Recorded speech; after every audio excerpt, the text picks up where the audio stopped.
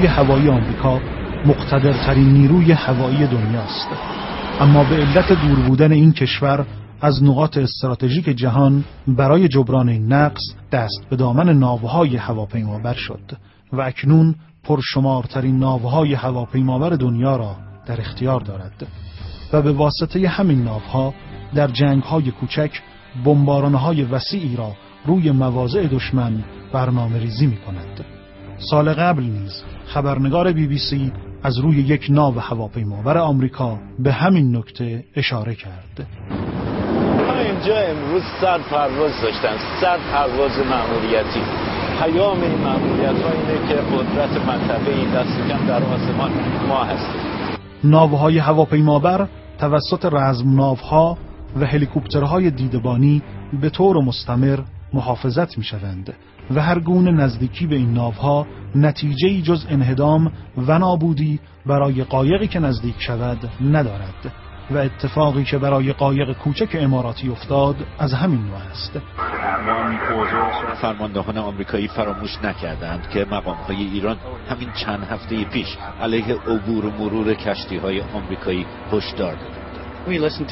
البته ما این تهدیدها رو میشنویم و به اونها توجه داریم و با توجه به این تهدیدها ما خودمون رو برای عبور آماده میکنیم. ما توان ردگیری رو داریم و میتونیم خطرها رو شناسایی و ارزیابی کنیم. بر روی عرشه تفنگداران آمریکایی مراقب اوضاع است. نگرانی عمده موشک‌های ساحل به دریای ایران و قایق‌های کوچک اما سریع سپاه پاسداران. با این شرایط مسئولین ایرانی چگونه میتوانند این ناوها را آهن‌پاره خطاب کنند؟ ناو هواپیمابر با طول بیش از 300 متر و نزدیک به 6000 خدمه و در حدود 80 هواپیما مناسب جنگ‌های اقیانوسی است و به علت آبخور بسیار بالا در منطقه خلیج فارس که عمق آب بسیار کم است امکان مانور مهمی ندارد. اگر وارد خلیج فارس بشن ترسیم بنزن پایین بیان و برن و یا آب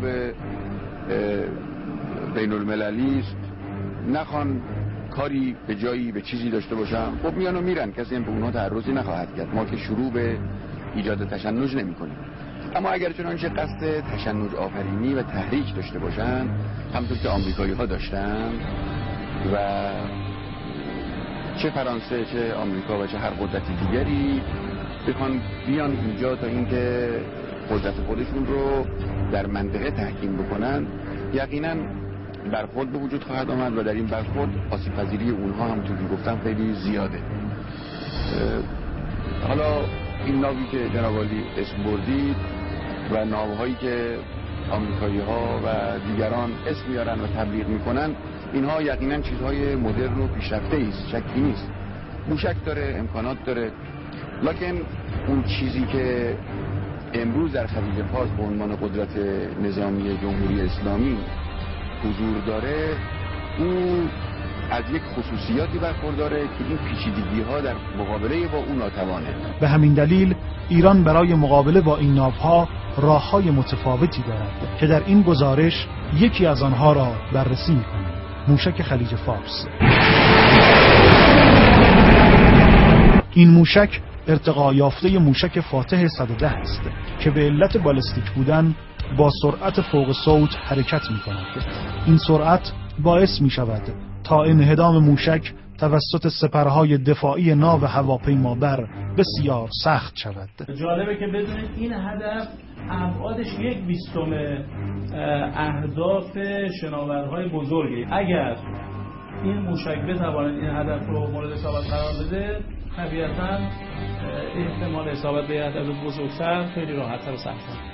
رزم‌ناوها همه گونه شناور معمولا بزرگن، طولشون معمولا از 150 متر به بالا تا 330 متر. حالا مشاهده می‌کنید از دید دوربین موشکه. موشک خلیج فارس از ارتفاع بسیار بالا بر روی هدف متحرک یا ثابت قفل می‌کند و سپس به سمت آن شیرجه می‌راند. این تصویر دوربین موشک است.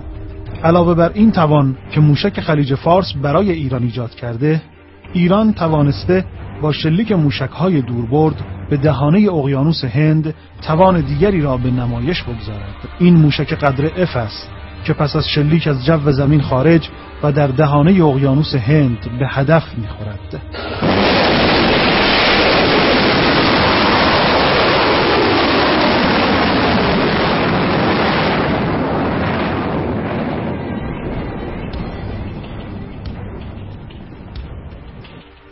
در بهمن ماه سال گذشته 2 فروند موشک در برد 1900 کیلومتر از کویر سمنان به دهانه اقیانوس هند ما شلیک کردیم و جالبه که امریکایی هم اونجا حضور داشتن، چون نوتم کرده بودیم، اعلان کرده بودیم، منطقه رو بسته بودیم و در دهانه اقیانوس هند اصابت رو در سطح دریا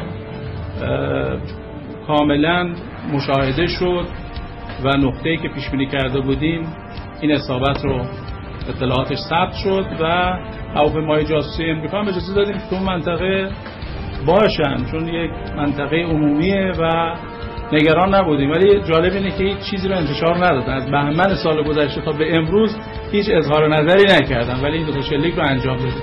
اما این موشک‌ها زمانی می‌توانند موثر باشند که ایران بتواند به مختصات دقیقی از ناوهای آمریکایی مورد هدف دست یافته باشد و لازمه این کار رصد دقیق ناوهای دشمن است. این وظیفه به عهده پهپادها گذاشته شده. این پهپادها از ارتفاع بسیار بالا و دور از رادار روی ناوها قفل می‌کنند بدون آنکه حتی هواپیماهای روی عرشه بتوانند رهگیریشان کرده و منهدمشان کنند. نکته مهمتر آن که این پهپادها می توانند پخش مستقیم تردد ناو را از خلیج فارس به تهران مخابره کنند، اتفاقی که در اجلاس فرماندهان سپاه چند سال قبل رخ داد.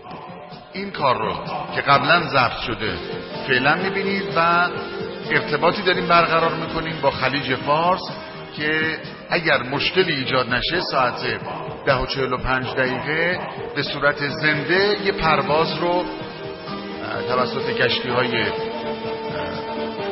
پهپاد فرماندهی نیروی هوایی انشاءالله به صورت زنده مشاهده کنیم.